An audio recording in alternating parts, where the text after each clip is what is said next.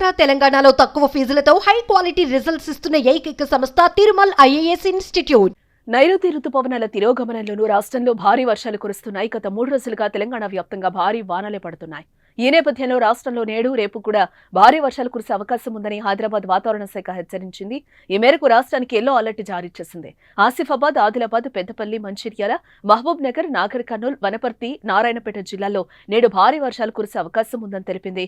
మిగిలిన జిల్లాల్లో ఉరుములు, మెరుపులు, ఈదురుగాలులతో కూడిన వర్షాలు కురిసే అవకాశం ఉందని పేర్కొంది.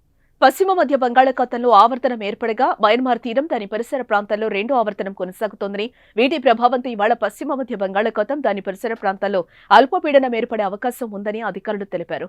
దీని ప్రభావంతో వచ్చే 4 రోజులు రాష్ట్రంలో వర్షాలు కురిసే అవకాశం ఉందని పేర్కొన్నారు. ఇక రంగారెడ్డి జిల్లా కొత్తూరులో నిన్న కురిసిన భారీ వర్షానికి కొత్తూరు సమీపంలోని అండర్ పాస్ లో హైదరాబాద్ నుంచి వెళ్తున్న కార్ చిక్కుకుపోయింది.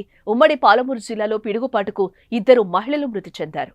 మరోపక్క ఏపీ ప్రజలను వాతావరణ శాఖ అలర్ట్ చేసింది. వచ్చే 3 రోజులు పలు ప్రాంతాల్లో భారీ వర్షాలు కురిసే అవకాశం ఉందని అధికారులు చెబుతున్నారు.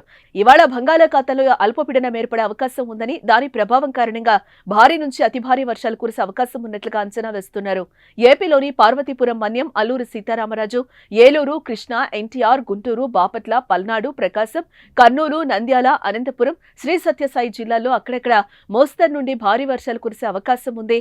అలాగే శ్రీకాకుళం, విజయనగరం, కాకినాడ, తూర్పుగోదావరి, వైఎస్ఆర్, అన్నమయ్య, చిత్తూరు, తిరుపతి జిల్లాలో అక్కడక్కడ తేలికపాటి నుండి మోస్తరు వర్షాలు కురిసే అవకాశం ఉందని అధికారులు చెబుతున్నారు.